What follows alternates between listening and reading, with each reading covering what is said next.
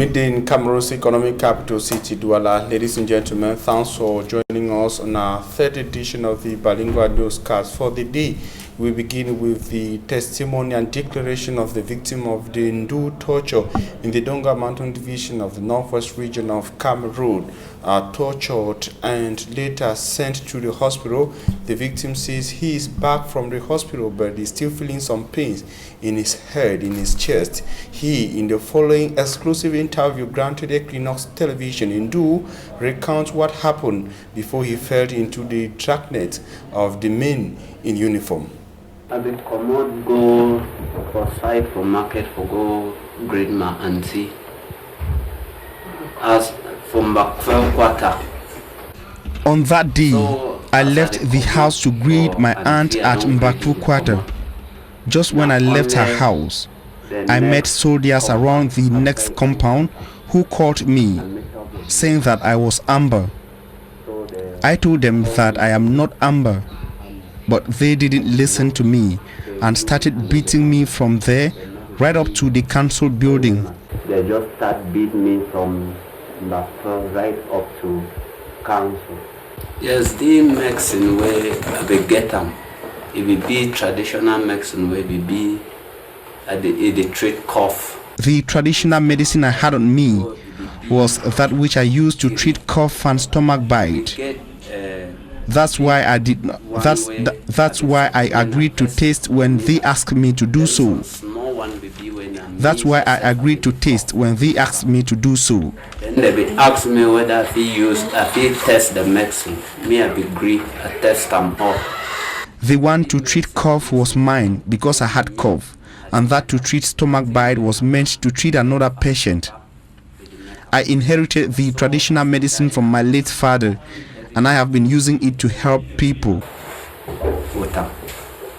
The two ID say one will be my own ID, then the other one will be my late papa. Concerning the national identity cards, one was mine and another belonged to my late father. I went out to establish his death certificate. So that very spot them where they beat me at the ear pens. Even like my chest at the ear pens from inside and my head at the ear pens from inside.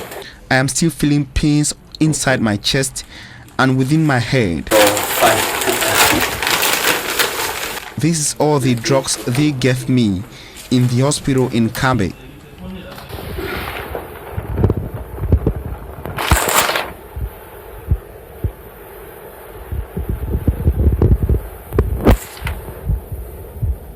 Look at my body. I feel pains.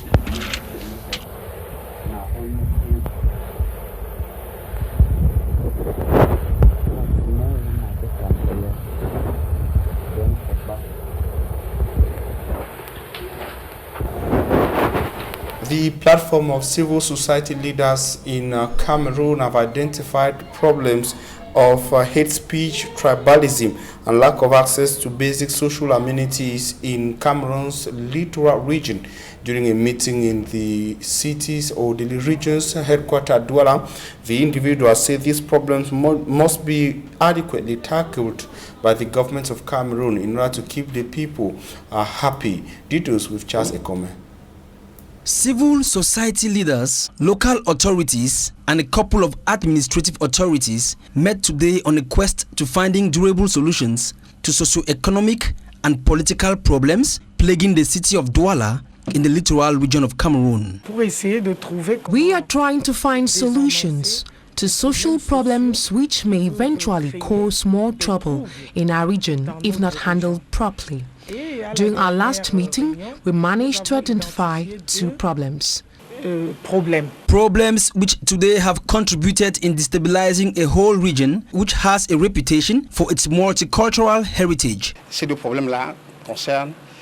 There are two problems destabilizing our region. The first is hate speech, which has led to tribalism within our communities.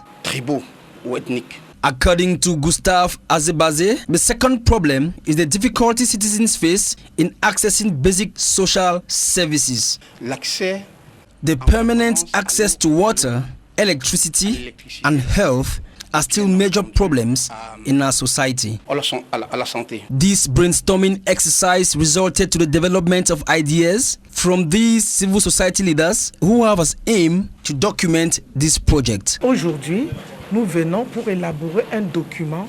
Today, we have to establish a document whereby every person will know what to do, so we avoid these problems tomorrow. We all want to live in peace, reason why we civil society leaders have decided to contribute in finding probable solutions for a peace-reigning society. Veut apporter sa contribution pour une paix sociale et durable. It is important to note that this is the third working session of Plafosil, which is the platform of civil society leaders for the littoral region in Cameroon. This platform was created in June 2015 with the aim of identifying problems of the region.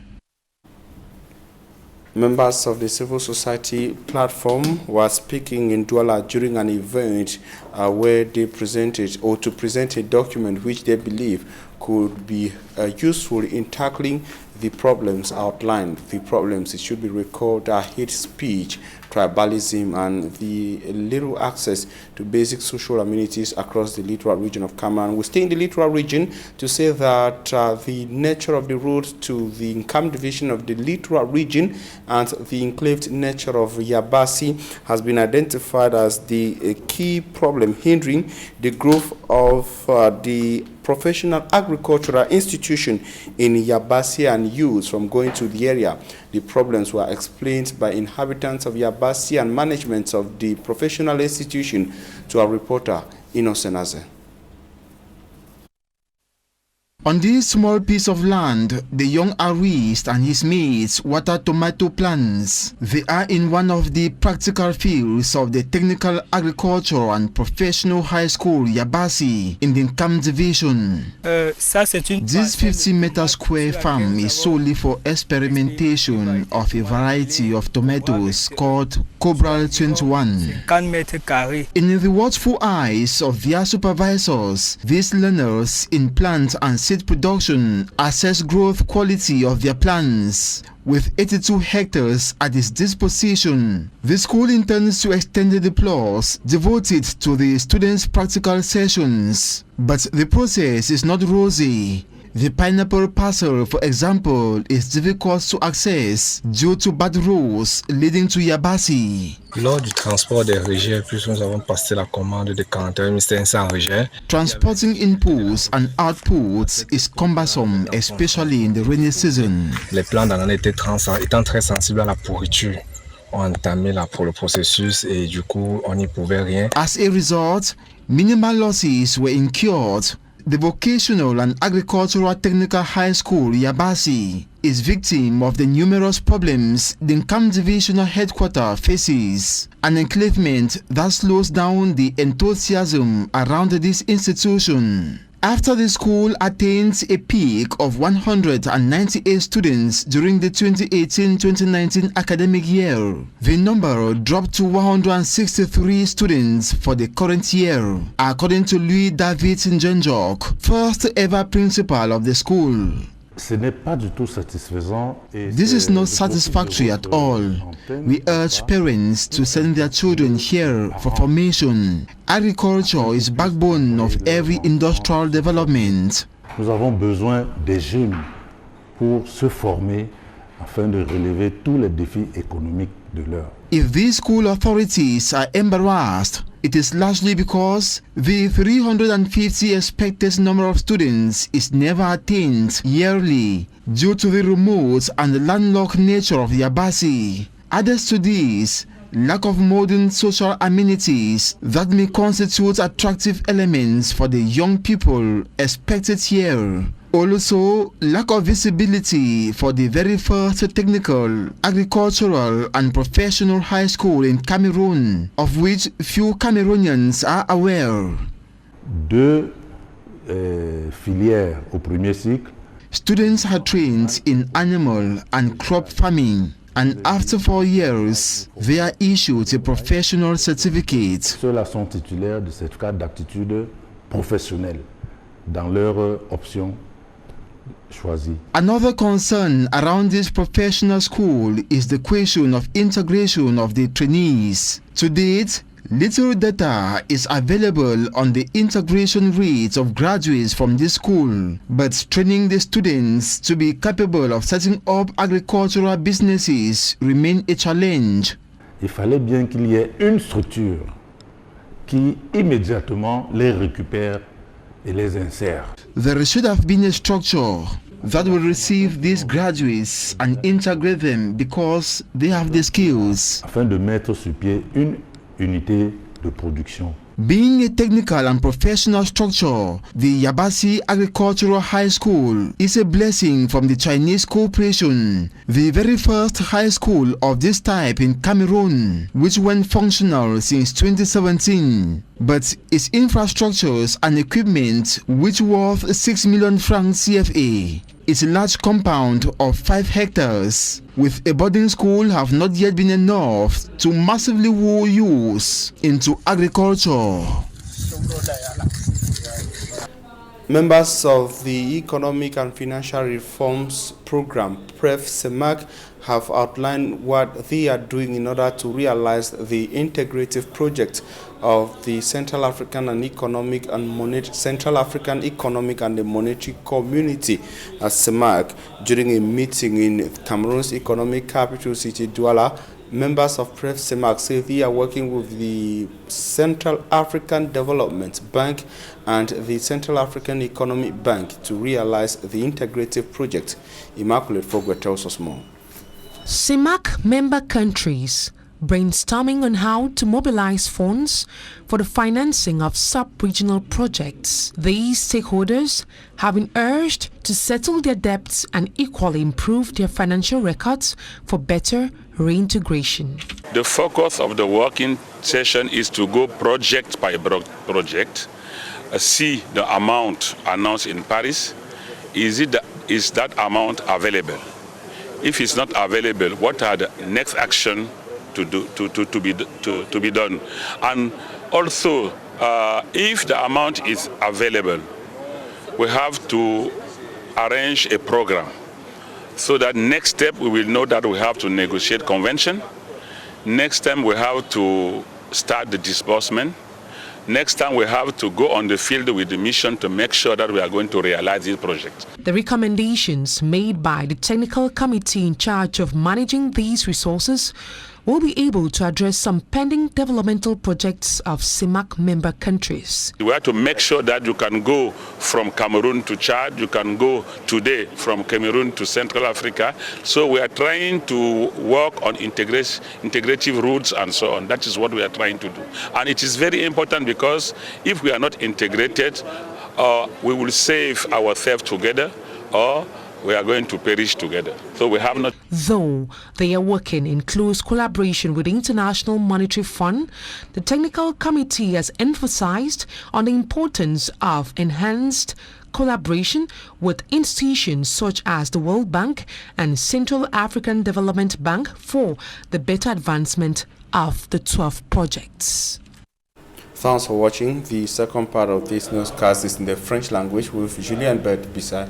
Julien Bert-Bissay, good afternoon once again. Bon après-midi à vos formis, Armstrong, Sanda, mesdames et messieurs. Bon après-midi à tous. Bienvenue aux 12h sur Equinox Télévision. Après la folle rumeur ayant annoncé le décès de Pascal Moncam, célèbre homme d'affaires, sa famille apporte un démenti. Alain Christian Moncam, fils du défunt et avocat au barreau de Paris et Londres, s'exprime sur le sujet. Je vous propose de l'écouter. Alain Christian Moncam, avocat au barreau de Paris et de Londres, et surtout fils de monsieur Pascal Moncam. Je souhaitais intervenir rapidement sur votre antenne pour démentir les informations honteuses que je le vois sur les réseaux sociaux concernant la mort de monsieur Moncam.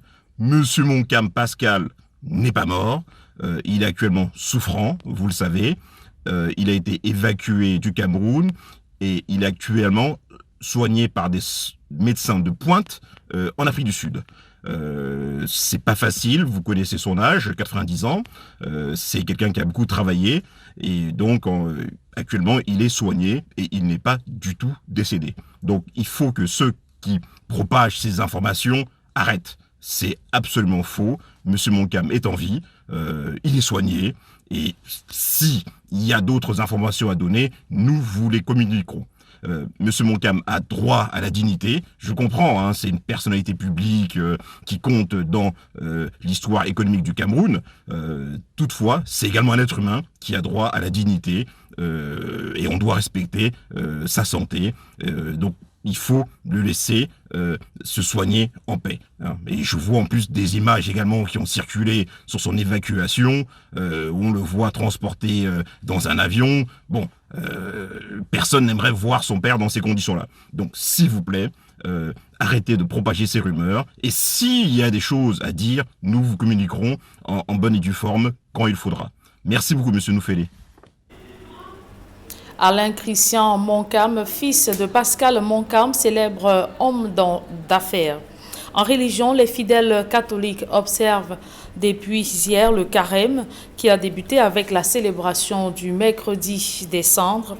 Le carême prépare à la fête de Pâques qui représente pour les chrétiens la résurrection de Jésus-Christ. Pendant cette période, il faut le rappeler, cette période de jeûne et de prière de 40 jours, les fidèles sont invités à repenser leur mode de vie. Et à ce propos, je vous invite à suivre la réaction de Monseigneur Samuel Cléda, archevêque métropolitain de Douala. Chers frères et sœurs, en recevant aujourd'hui les cendres sur notre front, nous entrons dans le temps du carême. Pendant ce temps qui dure 40 jours, nous sommes ce temps qui nous conduit aux festivités pascales. Nous sommes invités à aller à la rencontre de notre Seigneur Jésus-Christ. Pendant ce temps donc de pénitence, notre Seigneur nous invite particulièrement à nous convertir, à renoncer à notre vie d'infidélité, à son amour, pour nous engager dans la vie nouvelle où il nous a introduits. Pendant ces 40 jours, nous avons à nous laisser renouveler totalement. Pendant ce temps du carême, nous sommes invités à vivre selon la justice afin que nous puissions devenir des hommes et de femmes justes devant Dieu. Et nous savons très bien que nous ne pouvons rien cacher à Dieu.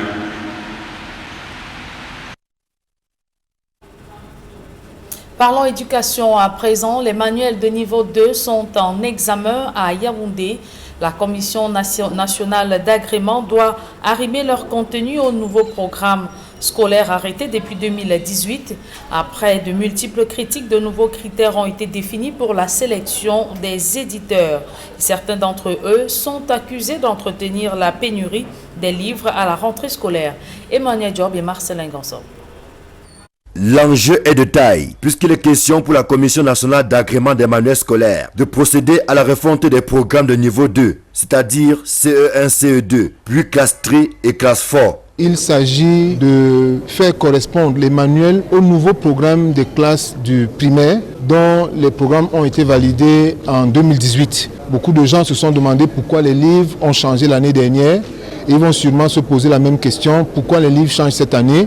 Il s'agit de conformer les livres au nouveau programme et la validation des nouveaux programmes a été ultérieure au décret du Premier ministre qui institue la politique du livre unique pour une durée de vie de 6 ans. C'est donc après que les nouveaux livres sont entrés en vigueur qu'on commence à compter de 1 à 6 pour qu'ils soient changés.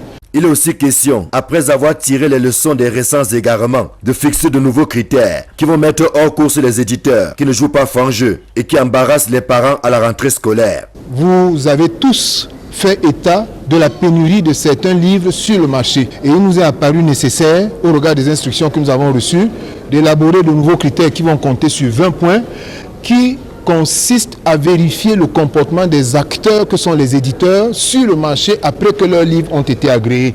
Il s'est passé que des éditeurs avaient des livres sur les listes, mais les livres étaient introuvables et les entrepôts de ces éditeurs étaient introuvables. Il s'est également produit que certains éditeurs avaient des livres sur les listes, mais ne respectaient pas un protocole qu'ils ont signé dans les services du Premier ministre qui concède des marges minimales aux autres acteurs de la chaîne que sont les distributeurs et les libraires. En dépit des critiques, somme toute légitimes, le gouvernement soutient que la réforme du manuel scolaire, entamée il y a 3 ans, marque des points et augure des lendemains meilleurs. Nous sommes en train d'évoluer vers un environnement de manuel scolaire apaisé. Tous les Camerounais sont témoins de toutes les tribulations que nous avons connues les années précédentes. Nous sommes en train de parfaire la crédibilité de ces manuels, la crédibilité des choix qui sont faits, donc la crédibilité de leur agrément. Nos produits sont déjà très bons. Nous voulons que ce soit des produits leaders et nous faisons confiance à la commission qui fait ce travail avec acharnement. Un travail abattu avec les caisses presque vides. La commission est toujours dans l'attente de la ligne budgétaire qui lui est dédiée au ministère des Finances. Jean-Paul Comon et son équipe n'ont bénéficié en 2020 que des subventions logées au ministère de l'Éducation de base et son voisin en charge des enseignements secondaires. Les services sociaux de base sont inaccessibles pour les populations résidant à Garoua-Boulaye. C'est entre coupures intempestives d'énergie électrique, de graves pénuries d'eau et un réseau routier en piteux état, les conditions de vie des populations sont difficiles. Interpellée sur ces préoccupations sociales, la municipalité dispose de moyens, avoue qu'elle dispose de moyens insuffisants dans un environnement où les recettes de la commune sont plombées par l'insécurité en République centrafricaine.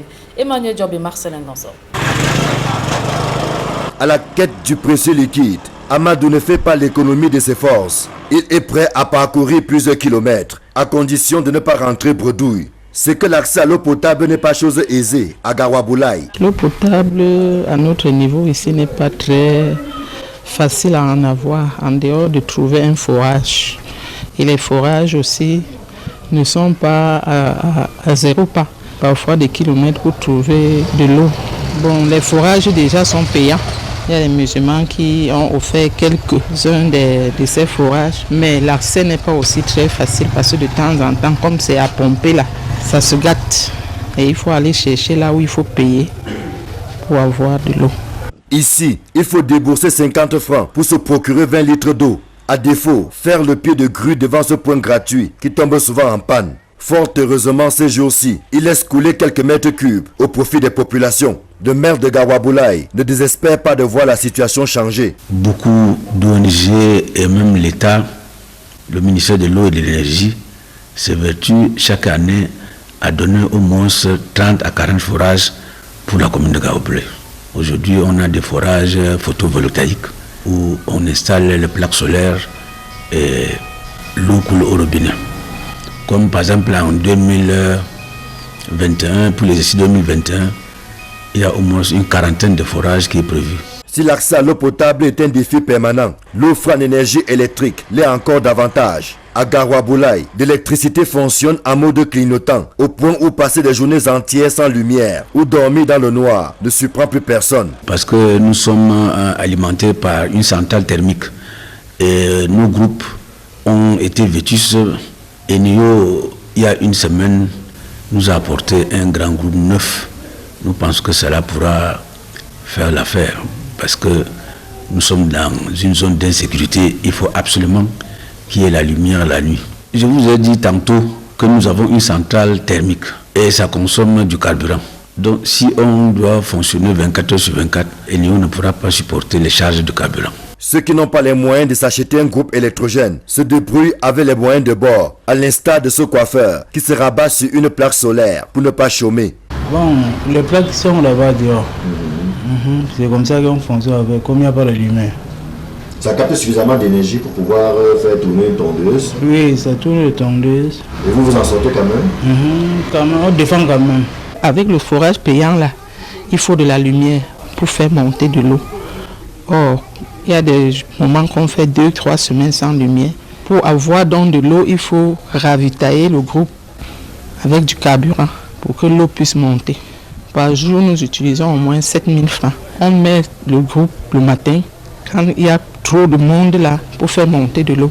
Bien que traversé par la route nationale qui dessert le Grand Nord, Gawaboulaye ne dispose pas d'un seul kilomètre de route bitumée. Sa voirie s'identifie en nuages de poussière en saison sèche et en bourbier géant en temps de pluie.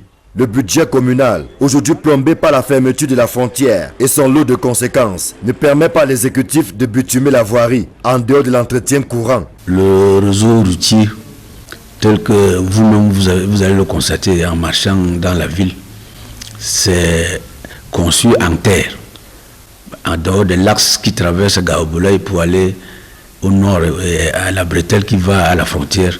Tout le reste du réseau routier est en terre et nous nous évertuons à reprofiler ça chaque année. Parce qu'en réalité, on n'a pas assez de ressources locales pour financer nos projets. Donc il n'y a que l'État qui puisse faire quelque chose pour gravillonner la voirie urbaine. Et Gawaboulaye va déjà vers 30 000 habitants, c'est presque la deuxième ville de l'Est. L'État fait déjà beaucoup, mais nous invitons toujours l'État à continuer davantage parce que c'est quand même une ville de frontières et c'est le miroir de notre pays. Avec un budget arrêté à 1,5 milliard en 2021, l'exécutif communal entend se battre dans la mesure du possible pour améliorer le cadre et les conditions de vie des populations. Longtemps tenue par le RDPC, Gawaboulaye est la seule commune de la région de l'Est qui a basculé entre les mains de l'opposition, bien que l'UNDP qui la contrôle depuis février 2020 soit un allié du parti au pouvoir. C'est avec ce reportage de Marcelin Gansop et Emmanuel Diop que nous mettons un terme à cette édition du journal. Mesdames et messieurs, merci de l'avoir suivi. L'information continue sur Equinox Télévision Formi Armstrong Sanda. Thanks, Julien Berbisa. Thanks, ladies and gentlemen, for your keen attention. We thank you very much. Just after this, you shall be having our daily health news with Immaculate in the English language. Julien Berbisa will be back here tomorrow at 7 a.m. God willing.